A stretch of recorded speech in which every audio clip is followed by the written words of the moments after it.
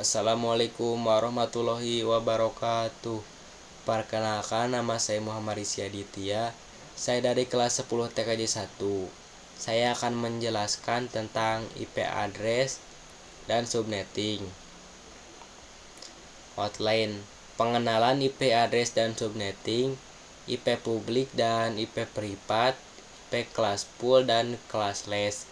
Kasus subnetting, konsep blok subnet, konsep switch dan router. Selanjutnya, pengenalan IP address dan subnetting. Ketika suatu perangkat ingin terhubung ke perangkat lainnya, baik itu menggunakan wired ataupun wireless, tentu saja memerlukan identitas nama pada setiap perangkat. Identitas tersebutlah yang dinamakan IP address.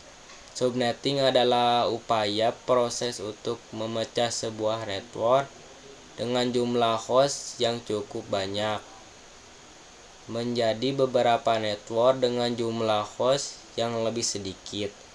Teknik subnetting membuat skala jaringan lebih luas dan tidak dibatas oleh kelas-kelas IP kelas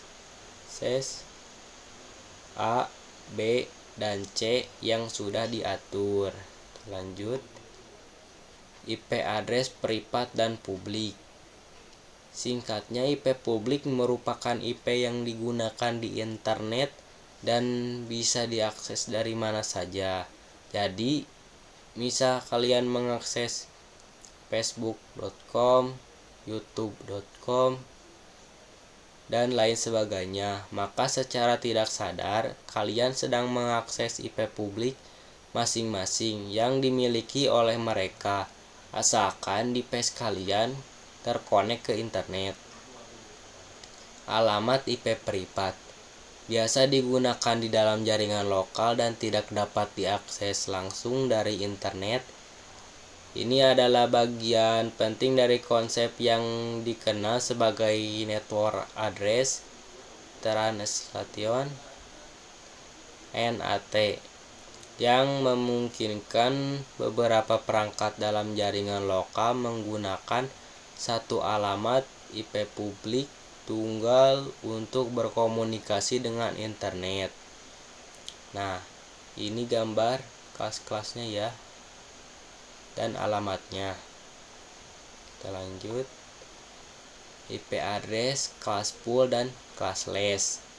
Kelas pool addressing, pengalamatan IP berdasarkan kelas. Classless addressing, pengalamatan IP tidak berdasarkan kelas. Nah, ini adalah kelas, alamat, DPU subnet masuk, jumlah alamat hostnya ya. Nah, ini gambarnya. Kita lanjut. IP address privat, alamat IP yang digunakan pada jaringan lokal seperti LAN, local area network. IP address publik, alamat IP yang dapat diakses secara global di internet.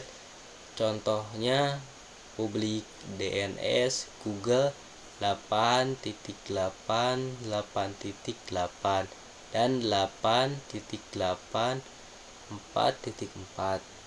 Nah, ini adalah kelas nilai outlet pertama, subnet masuk, CIDR. Nah, ini gambarnya ya. Nah, ini kelas, alamat, DPU subnet masuk. Ini juga gambarnya. Kita lanjut. Kasus subnetting. Untuk melakukan proses subnetting, Anda akan melakukan beberapa proses seperti prefix yang sesuai, subnet masuk, IP network, IP cache, RAGIV yang digunakan. Kita lanjut. Kasus subnetting. Untuk melakukan proses subnetting, Anda akan melakukan beberapa proses tadi. Nah, ini kasusnya sama ya seperti tadi. Tapi ini ada 3. 1 12 host, 2 60 host, 3 100 host. Kita lanjut. Konsep blok subnet. IP network, IP broadcast diibaratkan seperti ruangan. Setiap blok subnet by default tidak bisa saling ping komunikasi. Kumpulan PC yang berada pada suatu ruangan perlu dikonfigurasi menjadi satu blok subnet. Nah, seperti ini ya. 10.10.0/27.